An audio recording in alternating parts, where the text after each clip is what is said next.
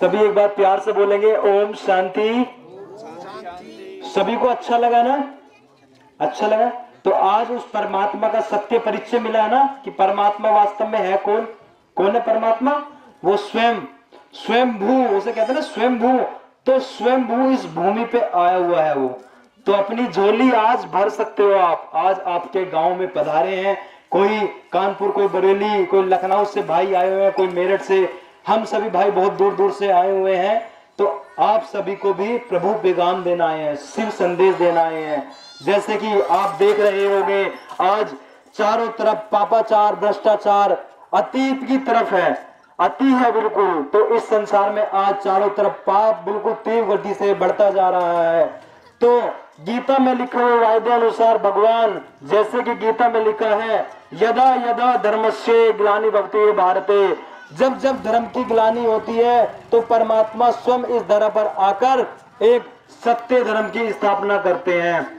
तो जैसे कि भाई जी ने बताया, इतना सुंदर भगवान का परिचय दिया कि जैसे भी हम आत्माएं पॉइंट ऑफ लाइट हैं, कि आत्माएं किसी को दिखाई नहीं देती, लेकिन उसके बिना कुछ नहीं है। कितना ही प्यारा बेटा हो, कितना ही प्यारा पिता हो, कितना ही प्यारी बेटी हो, जैसे ही आत्मा निकली तुरंत ले चलो। 2 घंटे के अंदर, 1 घंटे के अंदर शमशान घाट की तरफ ले जाते हैं। क्यों ले जाते हैं? क्योंकि वैल्यू किसकी थी? आत्मा की। तो हम कौन है?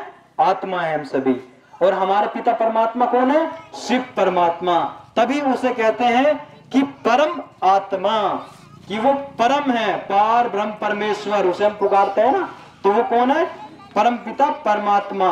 तो परमात्मा को याद करने की विधि जो कौन सी है? सबसे बहुत जरूरी है संबंध बनाना। जब संबंध बनाओगे तो ऑटोमेटिक उसकी याद आएगी। आपको लगता है बच्चों को मेरे फ्रेंड की कमी है, तो उस भगवान को अपना दोस्त बनाओ। अगर किसी माता को लगता है मेरे बच्चे की कमी है, तो उस भगवान को अपना बच्चा बनाओ। अगर किसी को लगता है मुझे पिता की कमी है, तो उसको पिता बनाओ। वो भोलानाथ हर रूप से आके मदद करता है, तभी उसको कहते हैं भोलानाथ। वो बहुत भोला है, आप उसको किसी भी रूप से बुला सकते हो। तभी आज पूरे संसार में चारों तरफ उसका नाम वाला है अमरनाथ। अमर है वो, उसे कोई काटने वाला नहीं है। विश्वनाथ, वो पूरे विश्व का नाथ है।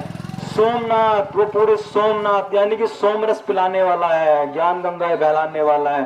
तो इस समय स्वयं भगवान इस धरा पर आया हुआ है।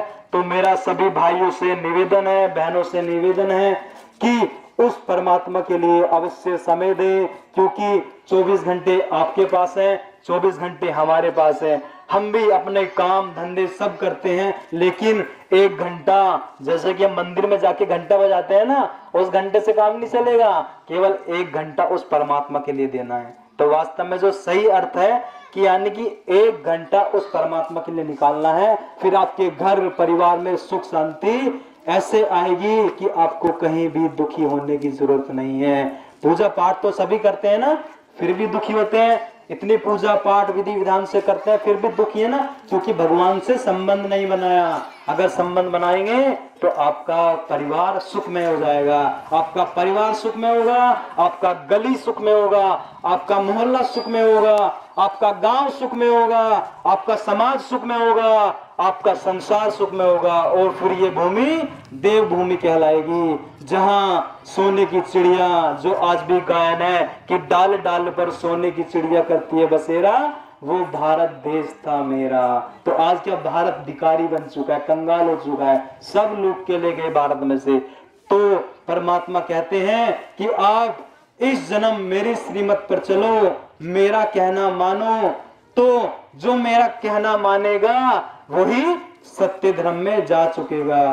तो एक मैं छोटी सी 2 मिनट की स्टोरी सुनाऊंगा। इसमें सभी माताएं अपने गांव में चक्की तो पीसती है ना, चक्की पीसी होगी ना किसी ने, जो उसके बीच में कील होती है उसे क्या कहते हैं? मानी। मानी कहते हैं ना, मानी।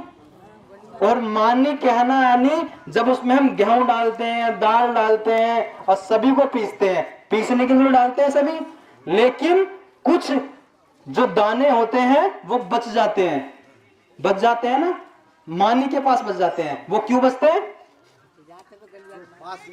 क्योंकि उन्होंने मानी। अगर वो नहीं मानते तो वो भी नहीं बचते। तो हमें क्या परमात्मा की माननी है। अगर हम मानेंगे तभी हम बच पाएंगे, तभी हम बच पाएंगे, तभी हम देव तुल्य भूमि में जा पाएंगे। तो हम सभी को क्या परमात्मा की माननी है, उसके श्रीमत पर चलना है। तो चलेंगे ना सभी। तो हम जो भाई आए हैं, अभी हमारा जो सेंटर है, जो आश्रम है, मैनपुरी में आश्रम है, तो आप सभी को वहां पे आना है। तो थोड़ा सा उसके बारे में दीदी जी विस्तार में बताएंगे आपको। ओम शांति।